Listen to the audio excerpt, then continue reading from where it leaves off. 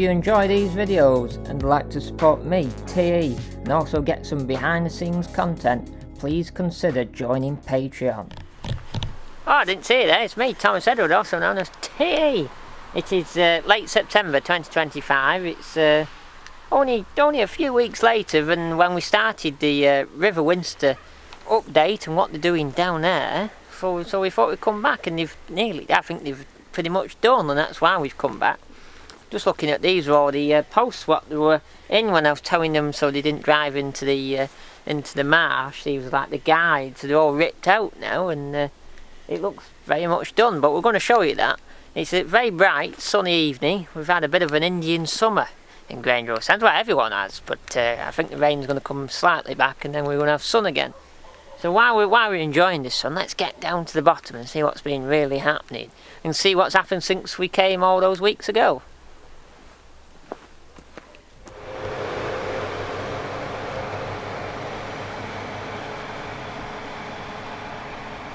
As you can see there, that class 195 was going very slow. Now when I did this video many weeks ago, I said they were slowing the trains down because of that crossing there, Home Island crossing, because of all the heavy plant. Now, since then we worked out, but no it isn't, it's everything from Arnside up to Grange Station is doing 20 miles an hour because it's got a bit of subsidence happening on this bit of line as since the big main sinkhole and there's lots of little ones popped up. They've actually worked out there's even more, and they've slowed all the trains down. But it's a good thing it happened on the right week at the right time when all this was happening.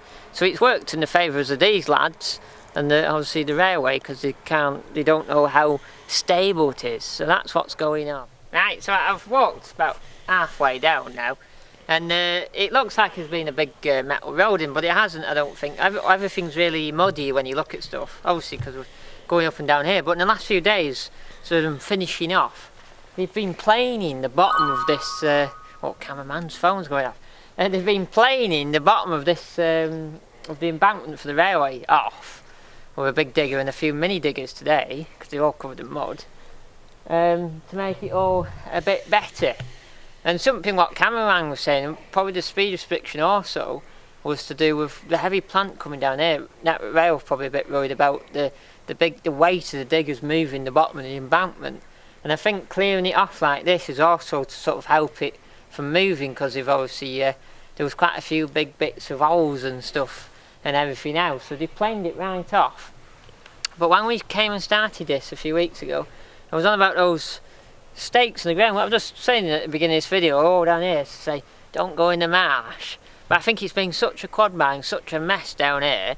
But they had a little John Deere gator for Bossman and health and safety lady, who I was chatting to, a nice lady with a little Jack Russell dog, to drive up and down and see what's going on. And actually they've been driving round. I think these were been the mass quad mines where you couldn't get a little John Deere gator through, and they've gone round, and you can see where they've gone round. There's a different track, but it's made it very hard for TE here to get through. But a lot of it's solid because we've had a lot of dry Indian summer. Dried a lot of it out, so we can sort of walk across it, even though it looks a bit sketchy. It's quite solid, but it's made it quite interesting walking down there. Normally you're just either walking along there or you're walking on the grass, so it made it a bit more interesting. I always find this walk from there to the bottom there a bit boring, so it's made it a bit more entertaining. So let's get down to the bottom and see the main job. Right, we've got down to the bottom end where the business end is, so to speak. Last time I was standing here, I was standing on metal roads. Now I'm just standing on very flat land where the metal roads have been. Now, the whole point of this what they've done here in the last few weeks of making the River Winster cut right through into the bay, rather than sort of like slurring off and have a big mud bank in the way and it not getting out fast enough, is the fact that on the other side behind me, on the other side of the furnace line, and all this valley, and it goes up to Brigster, and right up Live Valley, right up, it all floods. And this is going to, it should hopefully help the farmers, because the land won't be flooded and they can farm it with all the livestock, because a lot of farmers had to get rid of their livestock because it was too flooded the other year.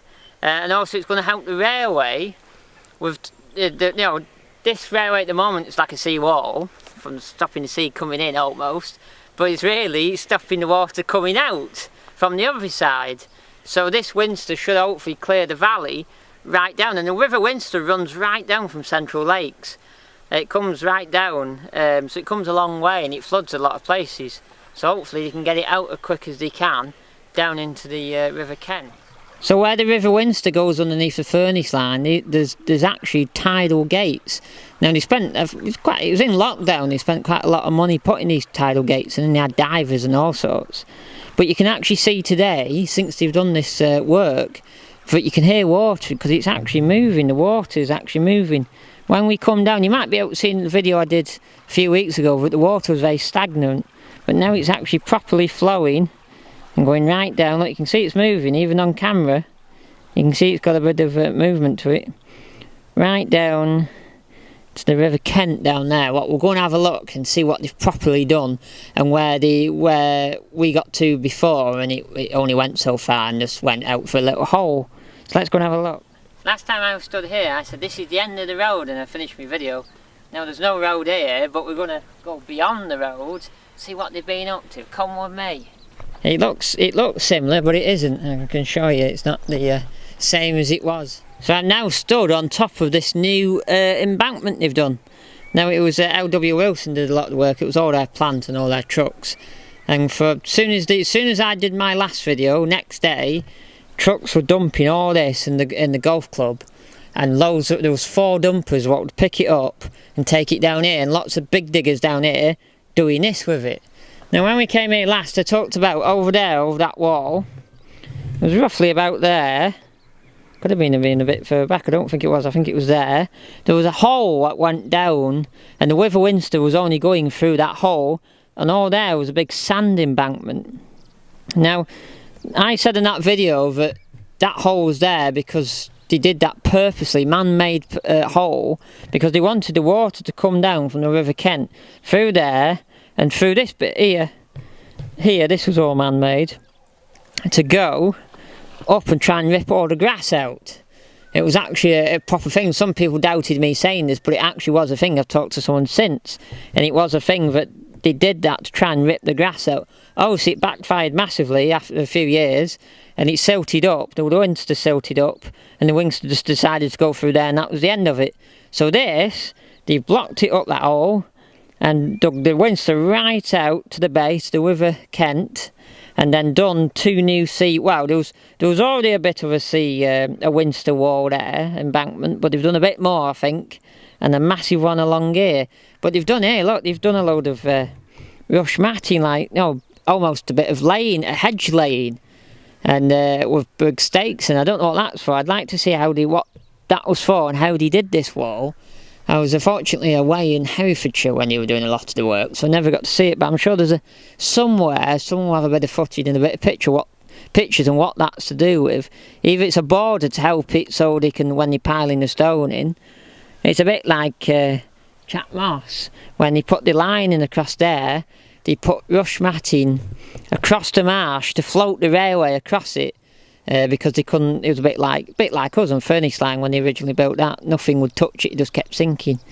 So it's quite interesting that. Look at all that. It was big stakes and all, like, all looks like driftwood, but it isn't. It's all purposely done that. And then right down there, Silverdale's on the other side, and that's to the end of the Winster. So the channel what the man-made put in to try and get rid of the grass, it was obviously still here, and there's water running out of it.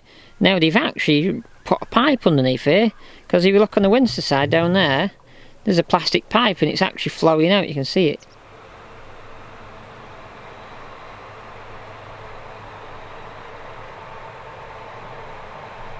Right, the sun is going down on TE, literally. It's getting this time of year where the sunsets are getting early and we're getting into the... Soon it will be dark. You know, the dark winter nights of Cumbria. We're a bit lighter here in Grange, but you'd be more lighter if you were in Arnside, because they get the sunset, we don't. Anyway, let's get on with the end of the video. So, I'm stood on the top of the new wall here. I couldn't stand here a few weeks ago. It was just sand and marsh and grass and water. And obviously that's where the old bit was, what they've now filled in, and it's all changed, and this is all different, and they've got all this. I like this laying they've done. It's hedge laying with some big stakes in to keep it in there, and there's some like sandbagging underneath, so it's quite interesting. wonder if they paid a man to turn up in a Land Rover and laid a few they look like silver birches to me. Done a bit of hedge laying for them. It's quite interesting. I want to know why they've done that. What's the principle of it, and how does it work with what they've done here? So someone comment below if you know what this is and in relation to that. It'd be very helpful. And so if you enjoyed today's video, there's a Patreon link for me doing videos like this, so you don't have to, and also you can support me on my journey doing these kind of videos and other videos. That's below. And there's also a Cameo link if you want a personalised birthday greeting with my face on it, wishing you a happy birthday. And also remember to give this video a like and a subscribe and a comment below, and also click that big bell. And that big bell is the notification bell, what will tell you every time a new video with my face on comes on the screen near you. Click that big bell. Ding!